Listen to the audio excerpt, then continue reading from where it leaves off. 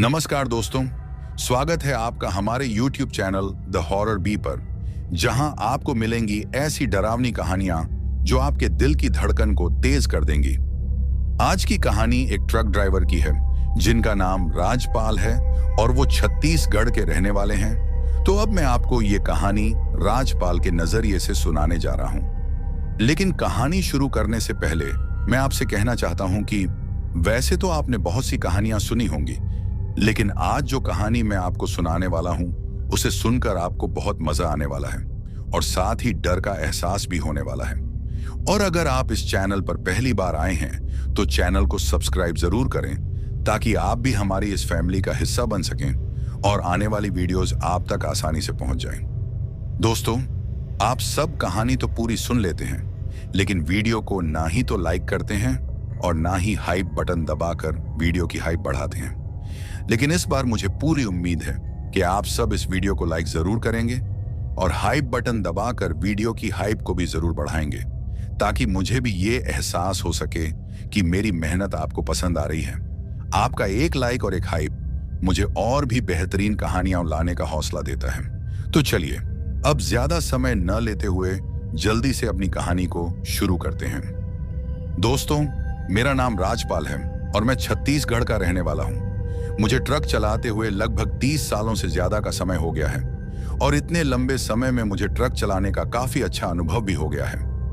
दोस्तों, हम truck drivers की जिंदगी आसान नहीं होती। हर सफर हमारे लिए एक नई चुनौती होती है। हमें हर हाल में अपने माल को डिलीवर करने की जिम्मेदारी पूरी करनी पड़ती है। यही हमारी जिंदगी है। दिन हो या रात, गर्मी हो या सर्दी, हमें इन बातों से कोई लेना देना नहीं होता। हमारा सिर्फ एक ही लक्ष्य होता है, माल को सही सलामत मंजिल तक पहुंचाना।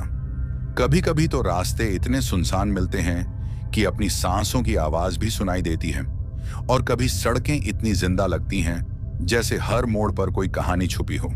हम ट्रक ड्राइवर्स के साथ कभी कभी ऐसी घटनाएं भी घट जाती हैं जो जिंदगी भर एक बुरी याद बनकर हमारे साथ रह जाती हैं। दोस्तों, वैसे तो मैंने अपनी जिंदगी में बहुत से सफर किए हैं, लेकिन एक सफर ऐसा भी था जिसने मेरी जिंदगी को पूरी तरह से झकझोर कर रख दिया था।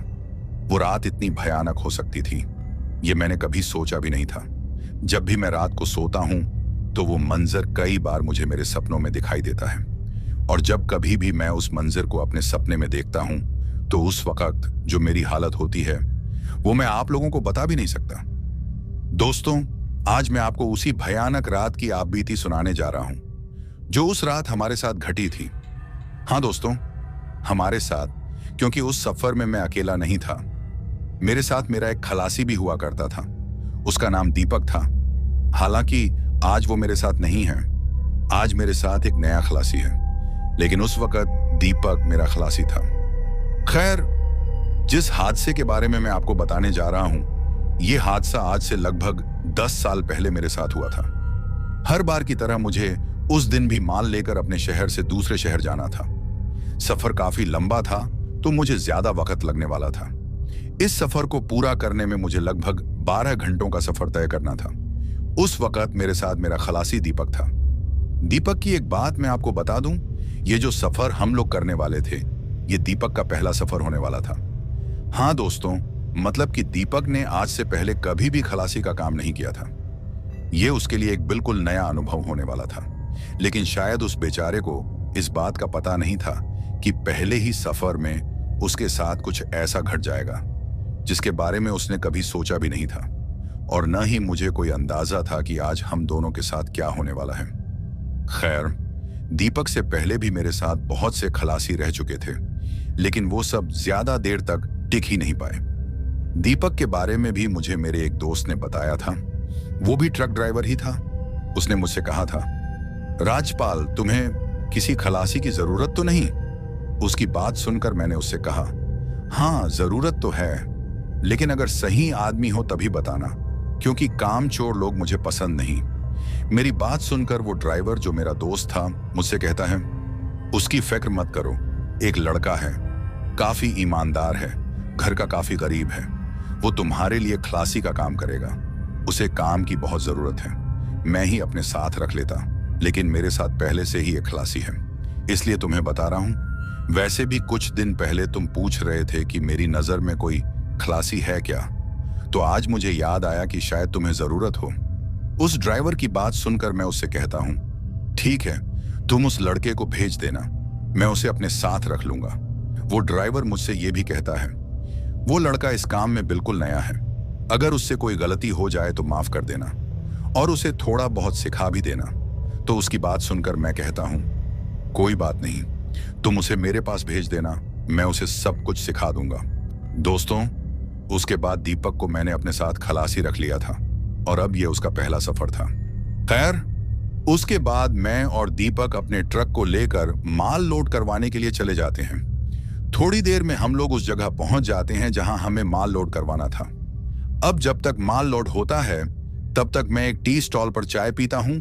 उसके बाद मैं अपने ट्रक के कागजों का काम भी पूरा कर लेता हूं। अब जब तक मैंने ये सब कुछ किया तब तक माल भी ट्रक में लोड हो चुका था। माल लोड होने के बाद दीपक मेरे पास आता है और मुझसे कहता है कि उस्ताद जी, माल लोड हो गया है। उसकी बात सुनकर मैं उससे कहता हूं कि ये तो अच्छी बात है, अब चलो, हमें ज्यादा देर नहीं करनी चाहिए, हमें जितना जल्दी हो सके अपने सफर पर निकलना चाहिए। मेरी बात सुनकर दीपक भी हामी भरता है। उसके बाद मैं और दीपक ट्रक में चढ़ जाते हैं और फिर मैं अपना ट्रक स्टार्ट करके अपने सफर की तरफ बढ़ जाता हूं। हम लोग दिन के 2 बजे अपनी मंजिल की तरफ निकले थे। मैं चाहता था कि जितना जल्दी हो सके अपने इस सफर को पूरा किया जाए, क्योंकि मैं जानता था कि इस पूरे सफर में ट्रक मुझे ही चलाना है। अब मेरा खलासी दीपक तो नया था, तो वो इस काम में मेरी कोई भी मदद नहीं कर सकता था। मैं चाहता था कि रात होने से पहले पहले मैं अपने इस सफर को आधे से ज्यादा काट लूं। लेकिन दोस्तों, वो कहते हैं ना कि कभी कभी जो हम सोचते हैं वो होता नहीं है। मुकद्दर में जो लिखा होता है उसे भुगतना ही पड़ता है। और आज हमें यह सफर किसी ऐसी तरफ ले जाने वाला था जिसके बारे में हम लोगों ने सोचा भी नहीं था। खैर, कुछ देर सफर करने के बाद हम लोग अपने शहर की सीमा को पार कर लेते हैं। दीपक भी काफी खुश लग रहा था क्योंकि ये उसके लिए एक नया अनुभव था। दीपक ट्रक में काफी देर तक शांत बना रहता है, लेकिन फिर उसकी चुप्पी को तोड़ने के लिए मैं उससे उसके बारे में कुछ बातें पूछने लग जाता हूँ। वो अभी नया नया था तो शायद तभी मुझसे उतनी बात नहीं कर पा रहा था, लेकिन फिर कुछ देर उससे बात करने के बाद मैं उसे कहता हूँ कि तुम बिना किसी टेंशन के आराम से अपनी बात को कह सकते हो। अगर तुम सफर में शांत बनकर रहोगे तो फिर मुझे ऐसा लगेगा जैसे मैं अकेला ही इस सफर पर हूँ। दोस्तों, मैं एक मस्त मौला किस्म का इंसान हूँ। मेरा मानना यह है कि जितना भी जियो खुलकर जियो, क्योंकि जिंदगी का कोई भरोसा नहीं, कब क्या हो जाए कोई नहीं जानता। मुझे सफर के दौरान बातें करना काफी अच्छा लगता है क्योंकि इससे सफर का पता भी नहीं चलता। और मैं चाहता था कि दीपक मेरे साथ जल्दी से घुल मिल जाए, क्योंकि एक खलासी और एक ड्राइवर का मेल मिलाप बहुत जरूरी होता है। खैर, मेरे कुछ देर दीपक से बातें करने के बाद दीपक भी मुझसे थोड़ा बहुत घुल मिल जाता है और फिर हम लोग अपने सफर पर आगे की तरफ बढ़ते रहते हैं। कुछ देर और सफर करने के बाद हम लोग बहुत बुरे जाम में फंस जाते हैं। शायद हाईवे पर कोई दिक्कत आ गई थी जिसके कारण यह जाम लगा हुआ था। उस जाम में हम लोगों का लगभग 1 घंटा टूट जाता है। उस जाम की वजह से दीपक भी थोड़ा परेशान लग रहा था। अब हम ट्रक ड्राइवर्स के लिए तो ये जाम कोई नई बात नहीं होती, ये हम लोगों का रोज का काम होता है।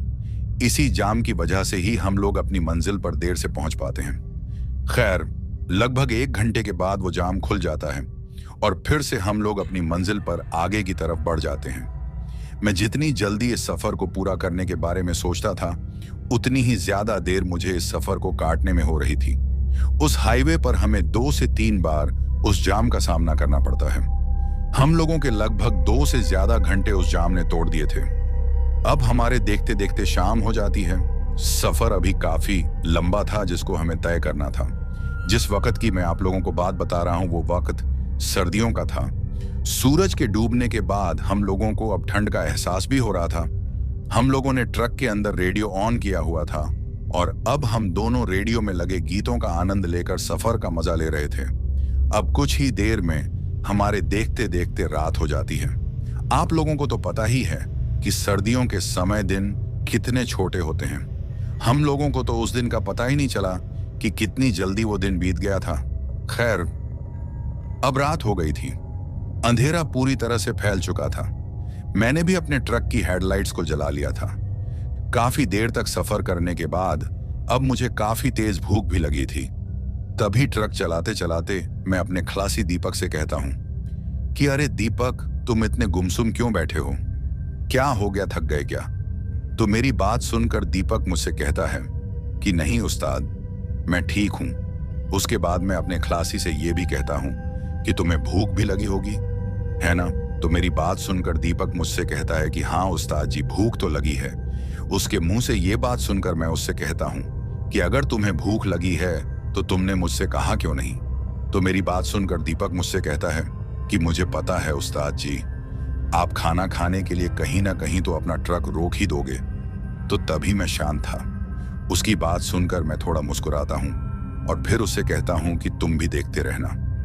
अगर कोई ढाबा तुम्हें नजर आए तो मुझे कहना, हम लोग खाना खा लेंगे। तो मेरी बात सुनकर दीपक हामी भरता है और मुझसे कहता है कि ठीक है उस्ताद, अगर मुझे कोई ढाबा दिखा तो आपको बोल दूंगा। खैर, थोड़ी देर बाद हम लोगों को एक ढाबा नजर आता है। उस ढाबे के बाहर की तरफ 2 ट्रक और लगे हुए थे। शायद हमारी ही तरह दूसरे ड्राइवर भी उस ढाबे पर खाना खाने के लिए रुके थे। उसके बाद हम लोग भी अपने ट्रक को लेकर उस ढाबे की तरफ चले जाते हैं और फिर मैं भी अपने ट्रक को उस ढाबे की पार्किंग में लगा लेता हूं। ट्रक को पार्किंग में लगाने के बाद हम दोनों ट्रक से नीचे उतर जाते हैं और फिर हम दोनों उस ढाबे के अंदर चले जाते हैं। ढाबे में अंदर जाने के बाद हम लोग देखते हैं कि हम दोनों की ही तरह दूसरे ड्राइवर भी वहां खाना खा रहे थे। हम लोग भी एक बेंच पर बैठ जाते हैं और फिर अपने खाने का ऑर्डर दे देते हैं। थोड़ी ही देर में हमारा खाना आ जाता है। उसके बाद हम लोग खाना खाने लग जाते हैं। हम लोगों को काफी ज्यादा भूख लगी हुई थी, इसलिए हम लोगों ने भरपेट खाना खाकर अपनी भूख को शांत किया। दोस्तों, अब जब हम लोग खाना खा रहे थे तो तभी एक और आदमी भी हमारे बगल में बैठकर खाना खा रहा था। मेरी उस आदमी से थोड़ी बहुत बात होती है। वो आदमी भी एक ट्रक ड्राइवर था। उसके बाद वो आदमी बातों बातों में मुझसे पूछता है कि आप किधर जा रहे हो? तो उस ड्राइवर की बात सुनकर मैं उससे अपनी मंजिल के बारे में बता देता हूँ। मेरी बात सुनकर वो आदमी मुझसे कहता कि अभी तो आपको बहुत सफर करना पड़ेगा, जबकि अभी तक तो आपको आधा सफर कर देना चाहिए था। तो उसकी बात सुनकर मैं उस ड्राइवर से कहता हूं कि मेरी सोच भी यही थी। मैं चाहता था कि रात का खाना खाने से पहले पहले मैं आधे से ज्यादा का सफर काट दूं, लेकिन क्या करूं, आज तो बहुत जगह जाम लगा हुआ था, तो उसके कारण मुझे काफी देर हो गई है। मेरी बात सुनकर वो दूसरा ट्रक ड्राइवर मुझसे कहता है कि आपकी बात बिल्कुल सही है, आज तो मुझे भी काफी जगहों पर जाम का सामना करना पड़ा। जगह जगह हाईवे का काम लगा हुआ है, तो तभी ये जाम लग रहा है। उस ड्राइवर की बात सुनकर मैं उससे कहता हूं कि क्या अभी हमें और जाम का सामना करना पड़ेगा? तो मेरी बात सुनकर वो आदमी मुझसे कहता है कि हाँ, आपको काफी जगहों पर यह जाम देखने को मिल सकता है।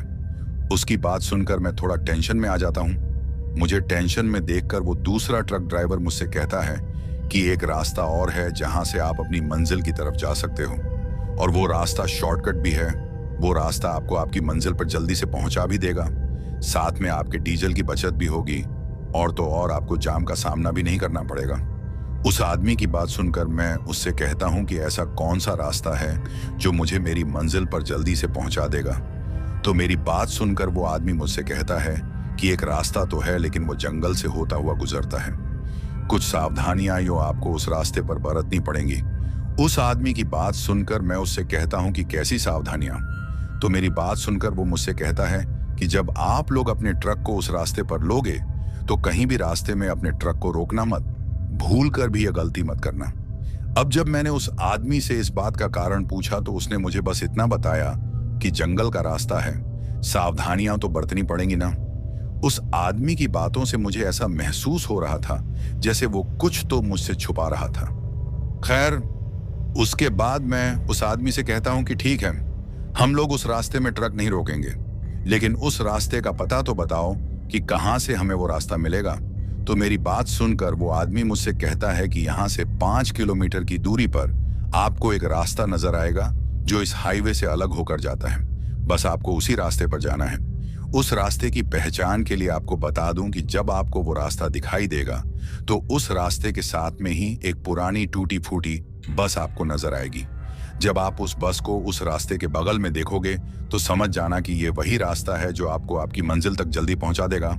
उसके बाद मैं उस आदमी का शुक्रिया करता हूं और फिर हम दोनों उस ढाबे से उठकर अपने ट्रक की तरफ चल पड़ते हैं। उसके बाद हम लोग अपने ट्रक में बैठ जाते हैं और फिर मैं अपने ट्रक को स्टार्ट करके सफर पर आगे की तरफ बढ़ जाता हूँ। ढाबे से आगे निकलने के बाद मेरा खलासी दीपक मुझसे पूछता है कि उस्ताद जी, क्या सच में हम लोग उस शॉर्टकट रास्ते से जाने वाले हैं? तो अपने खलासी की बात सुनकर मैं उससे कहता हूं कि नहीं, हम लोग उस तरफ से नहीं जाएंगे। वैसे भी वो रास्ता जंगल से होता हुआ गुजरता है और हम उस रास्ते से अनजान भी हैं। माल से भरे ट्रक को उस रास्ते से ले जाना सही नहीं रहेगा। मेरी बात सुनकर दीपक मुझसे कहता है कि अगर ऐसी बात है उस्ताद जी, तो फिर आपने उस आदमी से उस शॉर्ट रास्ते का पता क्यों पूछा? दीपक की बात सुनकर मैं उससे कहता हूं कि रास्ते का पता होना भी जरूरी है। क्या पता किसी दिन वो रास्ता हमारे काम आ जाए। मैं अपना मन बना चुका था कि उस रास्ते से नहीं जाऊंगा। मैंने हमेशा हाईवे से ही अपने सफर को पूरा किया है, कभी शॉर्टकट का लालच नहीं किया और अभी भी मैं अपनी बात पर कायम था कि उस रास्ते से नहीं जाऊंगा। लेकिन दोस्तों, वो कहते हैं ना कि किस्मत में जो लिखा होता है उससे कोई टाल नहीं सकता। शायद मैं इस बात से अनजान था। खैर, अभी हम लोगों को कुछ ही देर हुई थी ढाबे से आगे की तरफ निकले हुए कि तभी हम फिर से जाम में फंस जाते हैं। वो जाम काफी लंबा था और उस जाम को देखकर ऐसा बिल्कुल भी नहीं लग रहा था कि ये जल्दी खुलने वाला है, क्योंकि आगे कहीं हाईवे का काम लगा हुआ था। अब जब ऐसा होता है तो मैं भी काफी परेशान हो जाता हूं, क्योंकि वैसे भी मैं काफी बार इस जाम का सामना कर चुका था। लगभग 1 घंटा और हमारा उसी जाम में टूट जाता है।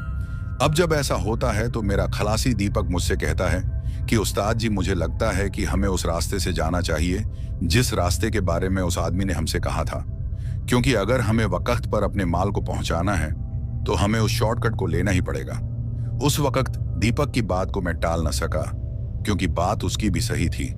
हम लोग उस दिन काफी बार जाम में फंस चुके थे और इस जाम की वजह से मैं भी अब काफी परेशान हो चुका था।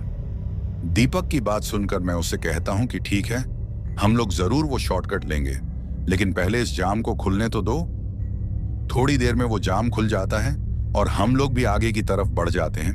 अब कुछ देर और आगे चलने के बाद हमें वो रास्ता नजर आ जाता है। हाँ दोस्तों, वो शॉर्टकट रास्ता जिसके बारे में उस आदमी ने हमसे कहा था, उस शॉर्टकट रास्ते के साथ में एक टूटी फूटी पुरानी बस भी हमें दिखाई देती है।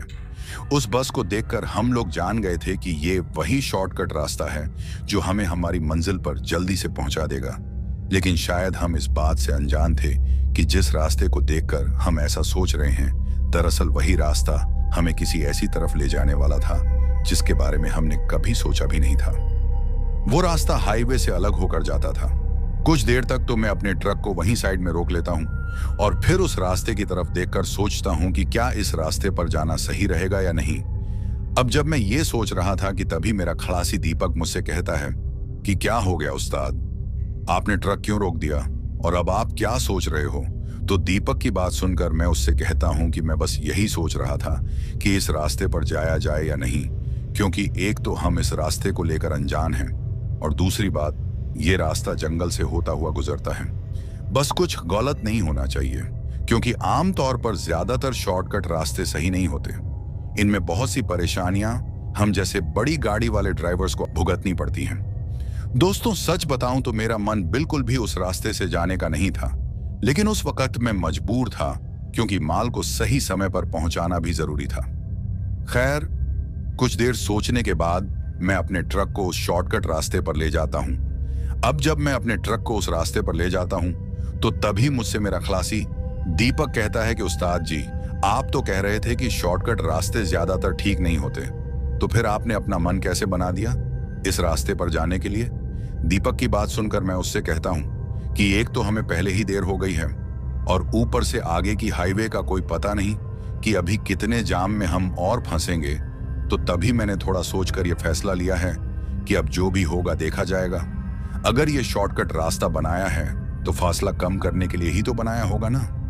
खैर, उसके बाद हम उस रास्ते पर आगे की तरफ बढ़ जाते हैं। रास्ता देखने में काफी सुनसान लग रहा था। हम लोगों के ट्रक के अलावा दूसरी ओर कोई भी गाड़ी हमें उस रास्ते पर दिखाई नहीं दे रही थी। उस रास्ते पर पूरी तरह से सन्नाटा था। सिर्फ हमारे ट्रक के इंजन की आवाज उस सन्नाटे को तोड़ने की कोशिश कर रही थी। अंधेरा भी काफी ज्यादा घना हो गया था और दूर दूर तक फैला हुआ था। हमारे ट्रक की हेडलाइट्स हमें सामने का रास्ता दिखा रही थी। हम सिर्फ उतना देख सकते थे जितना हमारे ट्रक की हेडलाइट्स हमें दिखा रही थी। उसके अलावा हमें कुछ भी दिखाई नहीं दे रहा था। अब थोड़ी देर में जंगल का इलाका शुरू हो जाता है। हमारा ट्रक उस जंगल के बीचों बीच बने उस रास्ते पर चल रहा था। माहौल अब काफी ज्यादा डरावना होता जा रहा था। उस जंगल नुमा इलाके से जब मैं गुजर रहा था तो कहीं ना कहीं मेरा मन थोड़ा बेचैन भी हो रहा था। मैं उस रास्ते पर बिल्कुल भी रुकना नहीं चाहता था। अब जब हम उस रास्ते पर चल रहे थे तो तभी दीपक अपनी चुप्पी को तोड़ते हुए मुझसे कहता है कि उस्ताद जी, देखो तो ये रास्ता देखने में कितना सुनसान लग रहा है। कहीं हमने इस तरफ आकर कोई गलती तो नहीं कर दी। दीपक की बात को सुनकर मैं उससे कहता हूं कि रास्ता सुनसान तो है, लेकिन हम कर भी क्या सकते हैं। अब जब तक हम इस रास्ते पर हैं तब तक तो हमें आगे बढ़ते रहना चाहिए। तुम फिक्र मत करो, हम जल्दी ही हाईवे की दूसरी तरफ पहुंच जाएंगे। अपने खलासी दीपक की बातों से मुझे ऐसा लग रहा था कि वो भी इस रास्ते को लेकर बेचैन था और कहीं ना कहीं उसे डर भी लग रहा था। लेकिन फिर उसके डर को कम करने के लिए मैं ट्रक का रेडियो ऑन करता हूं और कुछ गाने लगा देता हूं। रेडियो ऑन करने के बाद ट्रक के अंदर का जो माहौल था वो थोड़ा ठीक हो जाता है। हम लोग लगातार उस रास्ते पर बढ़ते ही जा रहे थे। मौसम भी अब काफी खराब हो चुका था। मुझे डर था कि कहीं बारिश ना हो जाए। अब थोड़ी देर में हवाएं चलना शुरू हो जाती हैं। दोस्तों, उस रास्ते पर चलने के बाद हमें मौसम के जल्दी बदलने का एहसास हो रहा था। हालांकि मौसम इस रास्ते पर आने से पहले भी खराब था, लेकिन जब से हम इस रास्ते पर आए हैं तब से मौसम का मिजाज ही बदल गया था। अब थोड़ी देर बाद वो हवाएं काफी ज्यादा तेज हो जाती हैं। उन तेज हवाओं को देखकर ऐसा लग रहा था जैसे अभी कुछ देर में ही तूफान आने वाला है। हम लोग जब ये सब महसूस करते हैं तो हमारे दिल में कहीं ना कहीं एक डर बैठ जाता है। मैं अपने ट्रक की स्पीड को थोड़ा बढ़ा लेता हूं ताकि जितना जल्दी हो सके तूफान के आने से पहले पहले हम इस रास्ते को पार कर दें। लेकिन शायद हमें इस बात का पता नहीं था कि इस रास्ते पर हम लोग आए तो अपनी मर्जी से हैं, लेकिन यहां से जाना इतना आसान नहीं था। लेकिन फिर भी हम लोग कोशिश करते रहते हैं कि जल्दी से जल्द हम लोग हाईवे के दूसरे हिस्से में पहुंच जाएं। अब जब हम लोग उस रास्ते पर आगे की तरफ बढ़ रहे थे कि तभी हमारे साथ कुछ अजीबोगरीब घटनाएं शुरू हो जाती हैं। दोस्तों, अब होता यह है कि जब हम लोग उस रास्ते पर अपने ट्रक को आगे की तरफ बढ़ा रहे थे कि तभी हमें एक जोरदार आवाज आती है। वो आवाज इतनी जोरदार थी कि ट्रक के अंदर मैं और मेरा खलासी दीपक पूरी तरह से चौंक गए थे। उस आवाज की बात करूं तो वो आवाज किसी पेड़ के गिरने की जैसी लग रही थी। जब वो आवाज हुई थी तो उस वक्त मेरे ट्रक को भी एक तेज झटका लगा था। अब जब उस झटके को मैं महसूस करता हूं तो मैं एकदम से अपने ट्रक को ब्रेक लगाकर रोक लेता हूं। ट्रक को रोकने के बाद मैं और मेरा खलासी एक दूसरे की तरफ देखते हैं। उसके बाद दीपक मुझसे पूछता है कि उस्ताद, ये क्या था? ये आवाज किस चीज की थी और हमारे ट्रक को इतना झटका कैसे लगा? तो अपने खलासी दीपक की बात सुनकर मैं उससे कहता हूं कि इस बात का पता तो मुझे भी नहीं है। शायद किसी पेड़ के टूटने की आवाज थी। लेकिन ताज्जुब की बात तो यह है कि मैंने तो अच्छे से रास्ते को देखकर ट्रक को आगे बढ़ाया था, तो फिर ट्रक को इतना झटका कैसे लग सकता है? उसके बाद मैं अपने खलासी दीपक से कहता हूं कि तुम एक काम करो, ट्रक के नीचे उतरकर देखो कि ट्रक को कोई नुकसान तो नहीं हुआ। दोस्तों, हमारे ट्रक को झटका पीछे की तरफ लगा था। वो झटका काफी जोरदार था। उस झटके की वजह से हमारा पूरा ट्रक हिल गया था। मेरी बात सुनकर दीपक ट्रक से उतर जाता है और फिर वो ट्रक के पीछे की तरफ चला जाता है ताकि वो अच्छे से देख सके कि ट्रक को कोई नुकसान तो नहीं हुआ। अब जब तक दीपक ट्रक के पीछे जाता है तब तक मैं इसी सोच में था कि आखिर वो झटका किस चीज से लगा था।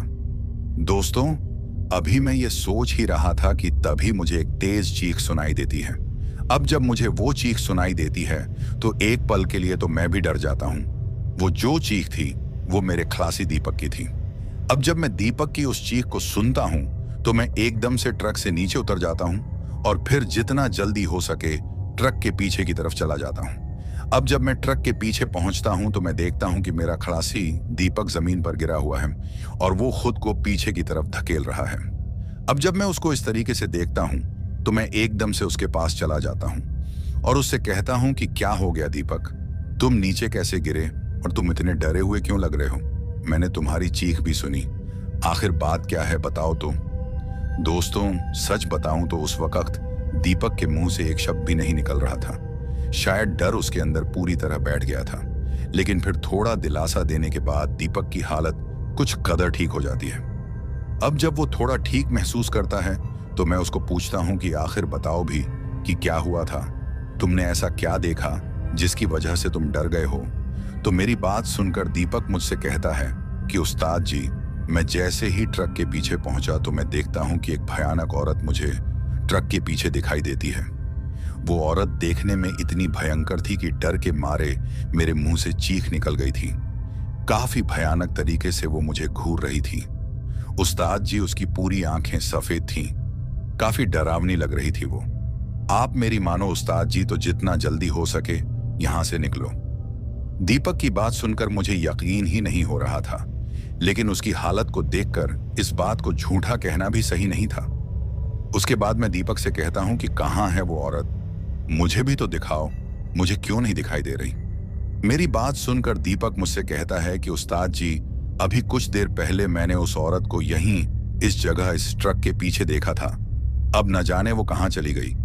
आप मेरी बात का यकीन कीजिए, मैंने उसे यहीं देखा था। डर के मारे दीपक अभी भी कांप रहा था। मैं भी उस जगह पर चारों तरफ देखने की कोशिश करता हूं, लेकिन सिवाय उस जंगल के और उस घने अंधेरे के मुझे कुछ भी दिखाई नहीं देता। दीपक जब उतरा था तो उसके हाथ में टॉर्च भी थी, तो दीपक से मैं टॉर्च ले लेता हूं और एक बार उस टॉर्च की रोशनी जलाकर मैं फिर से चारों ओर देखने की कोशिश करता हूं, लेकिन मुझे कहीं भी वो औरत नजर नहीं आती जिसके बारे में दीपक मुझसे कह रहा था। खैर, उसके बाद मैं दीपक को थोड़ी हिम्मत देता हूं और उससे कहता हूं कि कोई बात नहीं, तुम ट्रक में बैठो, हम लोग जल्दी यहां से निकलते हैं। मेरी बात सुनकर दीपक भी ट्रक में बैठ जाता है और मैं भी अपने ट्रक में आ जाता हूं। उसके बाद हम फिर से अपने ट्रक को स्टार्ट करके आगे की तरफ निकल जाते हैं। दीपक अभी भी डरा हुआ था, वो बिल्कुल शांत बना हुआ था। मैं भी इसी सोच में था कि आखिर दीपक ने किस औरत को देख लिया। वो देखने में इतनी भयानक थी कि उसके चेहरे का रंग ही बदल गया था। खैर, दीपक के डर को खत्म करने के लिए मैं उसे बातों में लगा देता हूं और उससे यहां वहां की बातें करने लग जाता हूं ताकि वो अच्छा महसूस कर सके। हमें उस रास्ते पर चलते अब काफी वक्त हो गया था, लेकिन न जाने वो रास्ता खत्म होने का नाम ही नहीं ले रहा था। अब हमारे देखते देखते एक दिक्कत और आ जाती है, और वो दिक्कत ये होती है कि अभी तक तो रास्ता पक्का था, लेकिन अब आगे का जो रास्ता था वो थोड़ा कच्चा था। लेकिन हम लोग कुछ कर भी तो नहीं सकते थे, हमें उस रास्ते पर आगे ही बढ़ना था। रास्ते के बीच में काफी जगह हमें गड्ढे भी दिखाई दे रहे थे। थोड़ी और आगे चलने के बाद मैं अपने खलासी दीपक से कहता हूं कि यार दीपक, मेरे पेट में कुछ गड़बड़ चल रही है, शायद मेरा पेट खराब है। एक काम करता हूं, मैं ट्रक थोड़ा साइड में लगा लेता हूं। उसके बाद मैं अपने ट्रक को साइड लगाता हूं और दीपक से कहता हूं कि तुम आराम से बैठो, मैं थोड़ा हल्का होकर आता हूं। उसके बाद मैं अपने साथ पानी की एक बोतल भी ले लेता हूं। अब जब मैं ट्रक से उतर रहा था तो दीपक मुझसे कहता है कि उस्ताद जी जल्दी आना, वैसे भी मुझे यहाँ कुछ ठीक नहीं लग रहा। दीपक की बात सुनकर मैं उससे कहता हूं कि तुम टेंशन मत लो, मैं अभी गया और अभी आया। उसके बाद मैं ट्रक से उतर जाता हूं। मैंने अपने हाथ में एक टॉर्च भी ली थी। उसके बाद मैं अपना काम खत्म करके ट्रक की तरफ वापस आने लगता हूं। अब जब मैं ट्रक के पास पहुंचने ही वाला था कि तभी मुझे किसी छोटे बच्चे के रोने की आवाज आने लगती है, और जब मैं उस आवाज को सुनता हूं तो मैं अपने पीछे की तरफ देखता हूं, क्योंकि वो आवाज मुझे मेरे पीछे से ही सुनाई दे रही थी। अब जब ऐसा होता है तो मैं अपने पीछे की तरफ देखता हूं, और जब मैं पीछे देखता हूं तो एक छोटा सा लड़का मुझे दिखाई देता है। उसकी उम्र यही कोई लगभग 10 साल की होगी। अब जब मैं उसको इस तरीके से रोता देखता हूं तो पहले तो मुझे काफी अजीब लगता है, क्योंकि इतनी रात को आखिर ये कौन लड़का है जो इस वक्त रो रहा था। लेकिन अभी मैं इस बात पर ज्यादा ध्यान देता, उससे पहले ही वो लड़का और भी जोरों से रोने लग जाता है। अब जब इस तरीके से मैं उसको रोता देखता हूं तो मुझे उस पर दया आ जाती है और फिर मैं उसके पास चला जाता हूं। उसके पास पहुंचकर मैं उससे कहता हूं कि अरे छोटू, तुम रो क्यों रहे हो? क्या हो गया? मुझे बताओ तो सही कि क्या हुआ है, हो सकता है मैं तुम्हारी कुछ मदद कर सकूं। मेरी बात सुनकर वो लड़का सबसे पहले तो चुप हो जाता है, और फिर धीरे धीरे अपना चेहरा मेरी तरफ करता है। उसका चेहरा कुछ अजीब सा था, पूरी तरह से सफेद, और उसकी आंखों के नीचे गहरे काले गड्ढे पड़े हुए थे। मेरी बात को सुनकर वो लड़का मुझसे कहता है, मेरी माँ उस जंगल की तरफ चली गई है और अभी तक वापस लौट कर नहीं आई। मैं कब से उनका इंतजार कर रहा हूं, लेकिन अभी तक वो वापस ही नहीं आई। ये बात बोलकर वो छोटा सा लड़का फिर से रोने लग जाता है। अब जब वो फिर से रोने लगता है तो मैं उस लड़के को शांत करने की कोशिश करता हूं और उससे कहता हूं, तुम फिक्र मत करो, मैं तुम्हारी मम्मी को ढूंढ कर लाऊंगा। उस वक्त मैं ये बात सिर्फ उसे दिलासा देने के लिए बोल रहा था।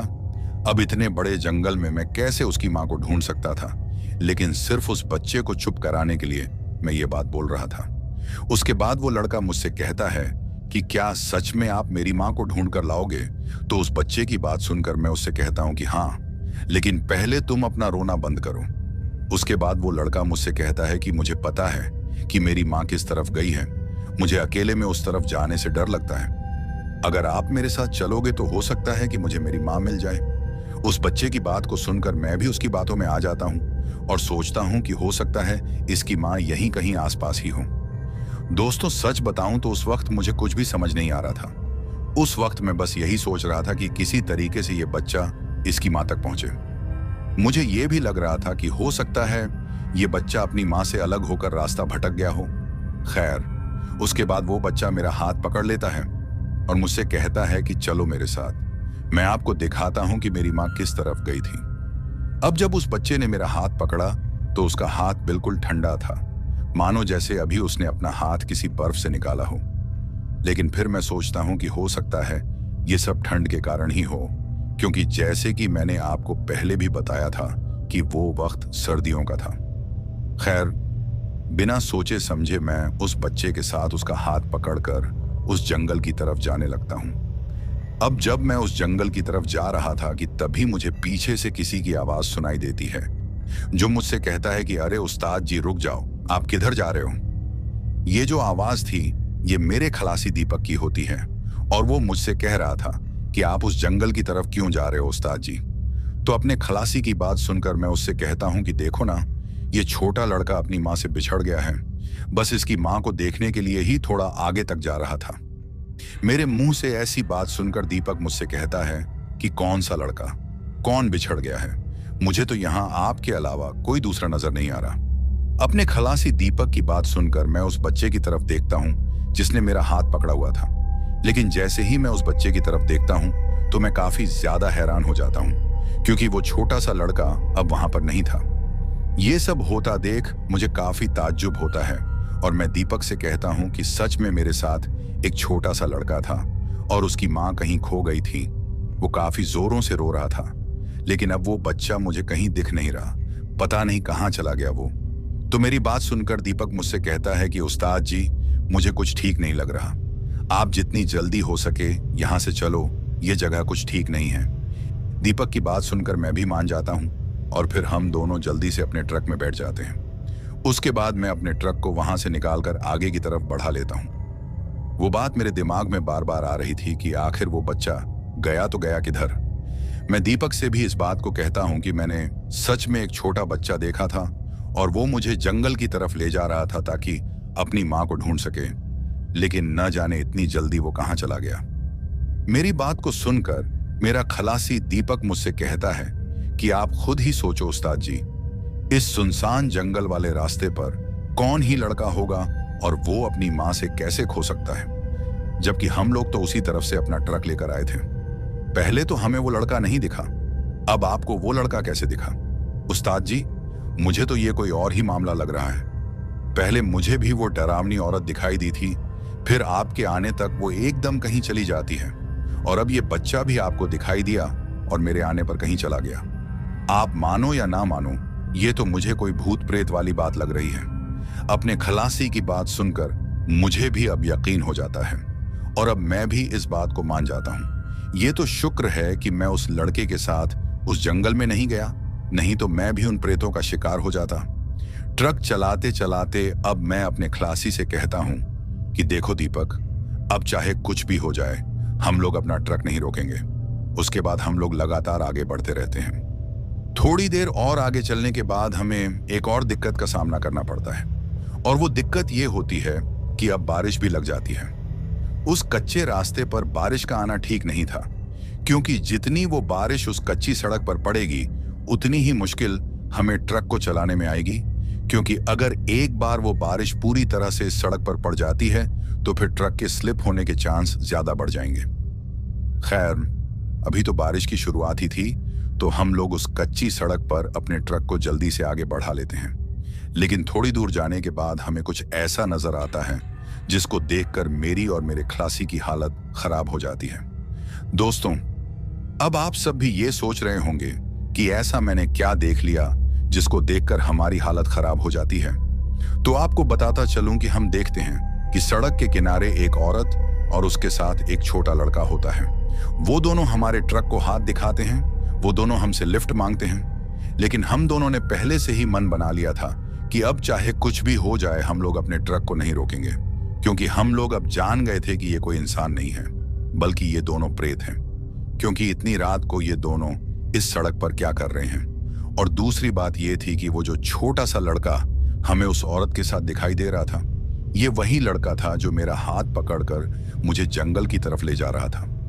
अब मैं अपने ट्रक को थोड़ा और तेज कर लेता हूँ और उनके सामने से काफी तेजी से अपने ट्रक को निकाल लेता हूँ। ट्रक के अंदर हम दोनों काफी डरे हुए थे, क्योंकि हम लोग जान गए थे कि हमने इस तरफ आकर कितनी बड़ी गलती कर दी है।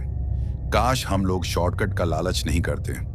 भले ही हाईवे पर जाम होता, लेकिन वहां हमारी जिंदगी को कोई खतरा तो नहीं होता। इस रास्ते का हमें कोई भी पता नहीं था कि हम लोग यहां से जिंदा भी लौटेंगे या नहीं। ट्रक को वहां से आगे निकालने के बाद मुझे मेरे ट्रक के साइड मिरर में कुछ हलचल दिखाई देती है। अब जब ऐसा होता है तो मैं अपनी नजरों को उस साइड मिरर की तरफ करता हूं, और फिर जो मैं देखता हूं उसे देखकर तो मेरी सिट्टी पिट्टी गुल हो जाती है। दोस्तों, मैं देखता हूं कि हमारे ट्रक के पीछे की तरफ से वो दोनों प्रेत, मतलब वो औरत और वो बच्चा, काफी तेजी से आते हुए मुझे दिखाई देते हैं। उनके आने की जो रफ्तार थी वो काफी तेज दिखाई दे रही थी। उनको इस तरह से अपना पीछा करते देख मेरी तो हालत ही खराब हो जाती है, और मैं इस बात को अपने खलासी दीपक से भी कह देता हूं। ट्रक के अंदर हम दोनों डर के मारे कांप रहे थे। हम बस यही सोच रहे थे कि अगर आज हम इन प्रेतों के हाथ चढ़ गए तो शायद फिर हम कल का सूरज कभी भी देख नहीं पाएंगे। दीपक मुझसे बस एक ही बात कह रहा था कि कुछ भी करो उस्ताद जी, इन प्रेतों के हाथ मत लगना, आप अपने ट्रक को और तेज कर लीजिए। लेकिन ट्रक को और तेज करना खतरे से खाली नहीं था, क्योंकि एक तो रास्ता कच्चा था और दूसरी बात अब यह थी कि बारिश के कारण अब सड़क भी काफी भीग चुकी थी। सड़क में अब फिसलन आ चुकी थी। एक जगह पर तो मेरा ट्रक गिरते गिरते बचा। बारिश भी अब काफी तेज हो चुकी थी और इस हालत में ट्रक को आगे ले जाना लगभग मुश्किल होता जा रहा था। वो प्रेत अब किसी वक्त भी हम तक पहुंच सकते थे, लेकिन फिर कुछ ऐसा हो जाता है जिसके बारे में हम लोगों ने कभी सोचा भी नहीं था। हाँ दोस्तों, दरअसल होता यह है कि अचानक से हमारे ट्रक को झटके लगना शुरू हो जाते हैं और फिर सड़क के बीचों बीच हमारा ट्रक बंद पड़ जाता है। अब जब ये सब होता है तो हम लोगों को हमारी मौत नजर आने लग जाती है, क्योंकि हम लोगों को अब पता चल चुका था कि यहां से अब जिंदा बचकर जा पाना लगभग नामुमकिन है। मैंने काफी बार ट्रक को स्टार्ट करने की कोशिश की, लेकिन उसका कोई फायदा होता हुआ मुझे नजर नहीं आ रहा था। हम दोनों ने ट्रक के शीशों को पूरी तरह से बंद कर दिया था और मैं अपनी सीट से उठकर पीछे की तरफ चला जाता हूँ। मेरा खलासी दीपक भी मेरे साथ सीट के पीछे की तरफ आ जाता है। हम दोनों डर के कारण थर थर कांप रहे थे। ट्रक रुकने के बाद पहले तो कुछ देर तक सब कुछ शांत रहता है। कोई भी हलचल हमें महसूस नहीं हो रही थी, सिर्फ बारिश की आवाज हमें सुनाई दे रही थी। लेकिन फिर अचानक से हमारा पूरा ट्रक हिलना शुरू हो जाता है। अब जब ऐसा होता है तो हमें पता चल जाता है कि वो प्रेत हम तक पहुंच गए हैं और अब हम लोगों को उनसे कोई भी बचा नहीं सकता। हम लोग ट्रक के अंदर छुप कर बैठे थे। हम लोग बस भगवान से यही दुआ कर रहे थे कि हे भगवान, हमारी रक्षा करो, हमें इस मुसीबत की घड़ी से बाहर निकालो। अब थोड़ी देर बाद हमारे ट्रक की खिड़की को कोई खोलने लग जाता है। अब जब ऐसा होता है तो मैं और दीपक काफी जोरों से चीखने शुरू हो जाते हैं, क्योंकि हम लोगों को पता था कि हमारे और उन प्रेतों के बीच ये खिड़की ही बची है, और अगर एक बार ये खिड़की खुल गई या टूट गई तो फिर हम लोग तो गए। ट्रक की खिड़कियां काफी जोरों से बजने शुरू हो जाती हैं। कोई बार बार उसे बाहर से खोलने की कोशिश कर रहा था। सिर्फ मेरी साइड वाली खिड़की ही नहीं, दीपक की साइड वाली खिड़की भी कोई खोलने की कोशिश कर रहा था। लेकिन फिर अचानक एक तेज झटका हमें सुनाई देता है और मेरी ड्राइविंग सीट की तरफ वाली जो खिड़की थी वो खुल जाती है। अब जब ऐसा होता है तो हम दोनों अंदर से काफी जोरों से चीखते हैं, चिल्लाते हैं और जोर जोर से आवाजें लगाते हैं कि बचाओ, कोई तो हमको बचाओ। लेकिन उस वक्त कोई भी हमारी उन आवाजों को सुनने वाला नहीं था। हम लोग अब लगभग अपनी मौत का इंतजार कर रहे थे। हमें पता था कि अभी कोई आएगा और हमें नोच नोच कर खा जाएगा। ट्रक के बाहर से हमको काफी अजीबोगरीब आवाजें सुनाई देने शुरू हो जाती हैं। ट्रक की खिड़की को खुले लगभग 5 मिनटों से ज्यादा का समय हो गया था, लेकिन अभी तक हम लोग सही सलामत थे। लेकिन फिर अचानक से मुझे कोई बाहर की तरफ से आवाज लगाता है। वो मुझसे कहता है कि उस्ताद जी किधर हो, जल्द से जल्द बाहर आ जाओ। आपके साथ जो ट्रक के अंदर है वो आपका खलासी नहीं है, बल्कि कोई और है। अब जब मुझे वो आवाज सुनाई देती है तो कुछ पल के लिए मेरी भी हालत खराब हो जाती है और मैं दीपक की तरफ शक की नजर से देखने लग जाता हूं। मुझे अपनी तरफ देखता देख दीपक मुझसे कहता है कि उस्ताद जी आप मेरा यकीन कीजिए, मैं आपका खलासी दीपक ही हूं। वो जरूर आपको मेरी आवाज में ये सब कह रहे हैं ताकि आप ट्रक से बाहर आ जाएं और वो आपका शिकार कर लें। बात मेरे खलासी दीपक की भी ठीक थी और मुझे यकीन भी था कि बाहर से जो आवाज आ रही है वो मेरा खलासी दीपक नहीं हो सकता, क्योंकि अगर ट्रक के अंदर ये वाला दीपक प्रेत होता तो अब तक मुझे मार चुका होता। लेकिन यही मुझे एक बात का और पता चल जाता है और वो बात ये होती है कि वो जो प्रेत थे वो ट्रक के अंदर नहीं आ पा रहे थे। मेरे ध्यान देने पर मुझे पता चलता है कि ट्रक के अंदर भगवान की मूर्ति लगी हुई है और शायद इसी मूर्ति के कारण वो प्रेत ट्रक के अंदर नहीं आ पा रहे। अब जब मुझे इस बात का पता चलता है तो मैं अपने खलासी दीपक से कहता हूं कि अब हम लोगों को घबराने की कोई जरूरत नहीं है। वो प्रेत इस ट्रक में नहीं आ सकते, क्योंकि ट्रक के अंदर भगवान शिव की मूर्ति लगी हुई है। वो प्रेत अंदर नहीं आ सकते, तभी तो आवाज बदल बदल कर हमें गुमराह करने की कोशिश कर रहे हैं, ताकि किसी तरह हम लोग उनकी बातों में आ जाएं और ट्रक से बाहर उतर जाएं। और जब हम ऐसा करेंगे तो वो बड़ी आसानी के साथ हमारा शिकार कर लेंगे। दोस्तों, उस पूरी रात वो लोग कभी दीपक की आवाज में मुझे बुलाते तो कभी दीपक को मेरी आवाज में बुलाते, लेकिन हम लोगों को पता था कि ये सब उन प्रेतों की एक चाल है। हम लोग उनके जाल में बिल्कुल भी फंसना नहीं चाहते थे। उस पूरी रात हम लोग उन सीटों के पीछे की तरफ ही छुप कर बैठे थे। कभी कभी तो वो प्रेत हमारे ट्रक के शीशों को नोचते, तो कभी हमारे ट्रक को बाहर से पूरी तरह हिलाते, लेकिन हम लोग बिल्कुल शांत बने रहते हैं। वो पूरी रात हम लोगों ने उस ट्रक में छुपकर बिताई थी। हम लोग बिल्कुल भी बाहर निकलने का जोखिम नहीं ले सकते थे। उसके बाद जब सुबह हुई तो हम लोगों ने अपने ट्रक को स्टार्ट किया और सुबह ट्रक आसानी से स्टार्ट भी हो गया। कुछ ही देर बाद हम लोग उस रास्ते को पार करके मेन हाईवे पर आ जाते हैं। उसके बाद हम लोग कसम खाते हैं कि अपने पूरे जीवन में कभी भी शॉर्टकट का लालच नहीं करेंगे, और हम लोग भगवान का शुक्रिया भी करते हैं, क्योंकि आज अगर हम सही सलामत थे तो ये सब भगवान के कारण था। दोस्तों, आज मुझे ट्रक चलाते लगभग 30 सालों से ज्यादा का वक्त हो गया है, लेकिन आज भी जब मैं उस मंजर को याद करता हूं तो मेरी हालत आज भी खराब हो जाती है। मेरा खलासी दीपक आज इस दुनिया में नहीं है, क्योंकि जो हादसा हमारे साथ हुआ था उसके 2 साल के बाद एक बस एक्सीडेंट में उसकी मौत हो गई थी। आज भले वो मेरे साथ नहीं है, लेकिन आज भी जब मैं उस हादसे को याद करता हूं तो उस हादसे के साथ साथ मुझे दीपक भी याद आ जाता है। तो दोस्तों, कैसी लगी हमारी ये कहानी? अगर आपको ऐसी और भी कहानियां सुननी हैं तो हमारे चैनल को सब्सक्राइब करना बिल्कुल मत भूलिएगा। अब चलते हैं उन दोस्तों की ओर जिन्होंने हमारी पिछली कहानी पर कमेंट करके हमें अपना प्यार और समर्थन दिया। तो चलिए सबसे पहले उनका नाम लेते हैं। सबसे पहले हैं विवेक अहिरवार, पन्ना, मध्य प्रदेश से। सुरेंद्र कुमार हैं विजयनगर, राजस्थान से। जैकी पासवान हैं कोलकाता से। मुस्तनसर सिराज हैं गुजरात, पाकिस्तान से। जय कुमार प्रजापति हैं भोपाल से। शोहेब दमन हैं गोजात से। साहबुद्दीन खान हैं तिरवाड़ा, मेवात से।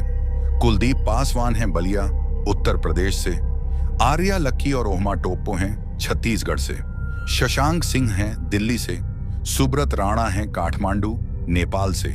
पूरन चंद बालोतरा हैं राजस्थान से, तबरेज हैं बड़ौर से, प्रसेनजीत मानसी हैं रायगंज उत्तर दिनाजपुर से, रमन हैं अमेरिका से, अंशुल हैं हरियाणा से, सोनू हैं गोरखपुर से, अनिकेत अग्रवाल हैं बिलासपुर से, राज हैं कोलकाता से, योगी राज हैं राजस्थान से, मोहम्मद आसिम खान हैं कराची पाकिस्तान से, सुंदर हैं दिल्ली से, धर्मेंद्र हैं भागलपुर बिहार से, पिंटू पाल हैं नोएडा उत्तर प्रदेश से, मोहम्मद बागबान हैं पुणे महाराष्ट्र से, लक्की कुमार हैं बिहार से, पूनम हैं करोलबाग दिल्ली से, खिलेंद्र कुमार हैं फर्रुखाबाद उत्तर प्रदेश से, विपन मनहास और जसवीर मनहास हैं काहिला जम्मू कश्मीर से, संजीव हैं धनबाद से, प्रीति हैं आगरा से, धीरज चौधरी हैं जबलपुर मध्य प्रदेश से, यूसुफ हैं लाहौर पाकिस्तान से, मोहम्मद नजीर हैं बांसबेड़िया कोलकाता से,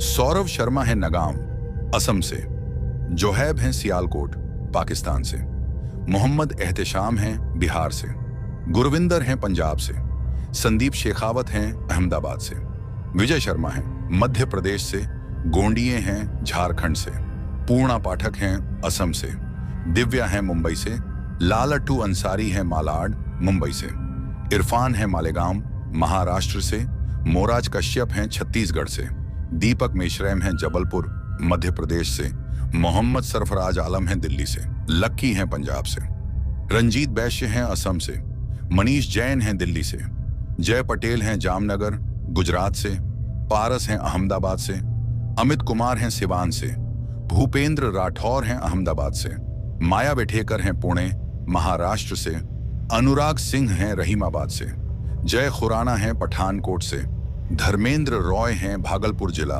बिहार से, गोलू हैं रहीमाबाद से, मोहम्मद जुनैद हैं बिहार से, लाल बहादुर हैं गाजीपुर उत्तर प्रदेश से, शिशिर मंडल हैं वेस्ट बंगाल से, रवि दत्त हैं अहमदाबाद से, नितिन मंकार हैं नागपुर से, प्रेम हैं उत्तर प्रदेश से, यासीन अंसारी हैं दिल्ली से, मुकेश मीणा हैं जयपुर राजस्थान से, अर्जुन सिंह हैं पंजाब से, अंश खरे हैं इलाहाबाद से, साहिल नायक हैं रोहतक से, हलीम हाशमी हैं लखनऊ से, अली हसन हैं फिरोजाबाद से, मोहम्मद सफराज हैं चक्रिया से, मोहम्मद जुबैर हैं ओडिशा से, वृंद्र सिंह हैं बरनाला पंजाब से, सुनील मछुआरा हैं गोरखपुर से, जीतेंद्र हैं देहरादून से, नितिन मंकार हैं नागपुर से, पंकज हैं महाराष्ट्र से, शिव नारायण मिश्र हैं उत्तर प्रदेश से, फैसल हैं कोलकाता से, राजेश सिंह परमार हैं धौलपुर से, रीना यादव हैं उत्तर प्रदेश से, कपिल हैं हरियाणा से, अख्तर खान हैं पंजाब से, आमिर हैं उत्तराखंड से, सुबोध कुमार हैं बिहार से, जयकी पासवान हैं कोलकाता से, वसुदेव हैं ओडिशा से, शिव कुमार हैं अहमदाबाद से, आजम वहीद हैं सऊदी अरब से, सुष्मिता हैं गुवाहाटी असम से, कुणाल भगत हैं जालना महाराष्ट्र से, अरमान रैना हैं अलीगढ़ से, उत्तम हैं जालना महाराष्ट्र से, चमनलाल हैं सिरमौर हिमाचल प्रदेश से, जय किशोर हैं भोपाल से, सुनील बरला हैं असम से, वासु हैं जालंधर से, शनि सिंह हैं बस्ती उत्तर प्रदेश से, अमन तिवारी हैं कानपुर से, अनवी सरवान हैं दिल्ली से, कमल हैं म्यांमार से, संदीप शेखावत हैं गुजरात से, महेश चंद हैं जयपुर से, अनवर अली हैं चंदौली उत्तर प्रदेश से, मोहम्मद शमशाद हैं कुवैत से, मरियम जबीन हैं पाकिस्तान से, दीपक शर्मा हैं उत्तराखंड से, मोहन माकवाणा हैं जामनगर से, रोहताश सिंह हैं नारनौल हरियाणा से, मनीषा हैं मुंबई से, रोहित भील हैं मध्य प्रदेश से, संगीता हैं नागपुर से, रेखा हैं जामनगर गुजरात से, और सबसे आखिर में हैं सूरज मध्य प्रदेश से। दोस्तों, ये थे उन लोगों के नाम जिन्होंने हमारी पिछली कहानी पर कमेंट करके हमें बताया कि वो कहां से हमारी कहानियां सुनते हैं और उन्हें हमारी कहानी कैसी लगी। इसके साथ ही अगर किसी का नाम छूट गया हो तो वो कमेंट करके हमें जरूर बताना, आने वाली वीडियो में उनका नाम लिया जाएगा। दोस्तों, दूसरी वीडियोस की तरह इस वीडियो पर भी अपना प्यार दिखाइए और मुझे सपोर्ट करिए, क्योंकि आप सबके सपोर्ट के कारण ही मैं यहाँ तक पहुँचा हूँ और मुझे उम्मीद है कि आप लोगों के बलबूते ही एक दिन हमारी ये फैमिली काफी आगे तक जाएगी। चैनल पर अगर कोई नया है तो चैनल को सब्सक्राइब जरूर करें ताकि आप भी हमारी इस फैमिली का हिस्सा बन सकें। और जिन लोगों ने पहले से ही हमारे चैनल को सब्सक्राइब किया है उन सभी का मैं तहे दिल से शुक्रगुजार हूं। इसके साथ ही मैं आप सबसे अलविदा कहना चाहता हूं। बाय दोस्तों।